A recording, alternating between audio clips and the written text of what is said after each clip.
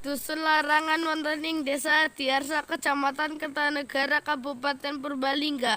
Akeh pegawene wong dusun Larangan kuwi dados petani. Miturut Pak Marjadi, sing omahe ning RT 8 RW 4 ngaturaken ing jaman gemien taun saurunge merdeka dusun ke dijenengi Dukuh Dhuwur. Ing dusun ke wong-wonge ora pada lumrah wong-wong ing dusun ke dadi maling.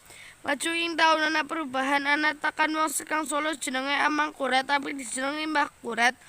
Mbah Kurat ngelari kakang ing Dharma sekang Solo diperintah ning kakange ora oli urip bareng kakange kon urip ning kidul Desa Dharma utawi Desa Dukuh Dhuwur. Mbah Kurat urip ning kene Desa Dukuh Dhuwur dijenengi Dusun Larangan sing artine larangan segalane tentang barang sing ora apik. Dilarang keras barang sing ora apik dilakoni ning kene Mbah Kurat dadi ketuane dusun Larangan bar kuwe wong-wong pada insyaallah dadi duwe agama ya kuwi agama Islam. Wong-wonge ana sing gelem salat ana sing ora tapi wong-wonge wis pada sadar sing dadi maling wonge ora akeh kaya jaman Ganu. Ganu dusun Larangan gabungane karo Picung Wetan Gili Karanggude kuwi sekelurahan ora Milundarsa. Terus ana penggabungan perubahan pemerintahan digabung dari kelurahan Tebak ngene digabung karo Diarsa. Picung karo Karanggude melu Krangen susah merdeka dari Desa Diarsa. Akhirnya wong-wong pada normal wis pada sembayang. Gelem bangun-bangun ninggale Mbah Kurat langkah sing ngerti taune ninggale Mbah Kurat dikubur ning kono. Mbah Kurat niku sing pertama dikubur ning kono, kuburane sing paling tua. Wong Larangan pada pinter ngomong kaya wong kraton Solo.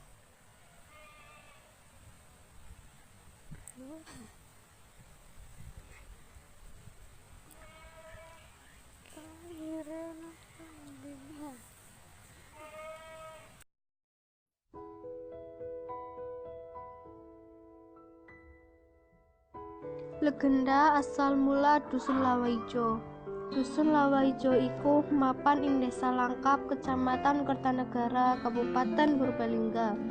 Dusun Lawaijo hawanipun asrap, lemahipun subur. Miturut legenda cerita wonten ing jaman penjajahan rumiyin ingkang negara Indonesia dipunjajah teng Belanda. Dusun Lawaijo niku dereng wonten, namung wonten kathah wali ingkang mlebet teng menika.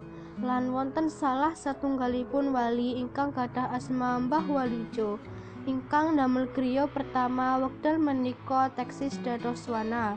Sampunipun dipun bikak wana menika milai sami nderek manggen ing wana menika. Mbah Walijo wafat ingkang pasareyanipun wonten ing pinggir gunung lan pasareyanipun panjang.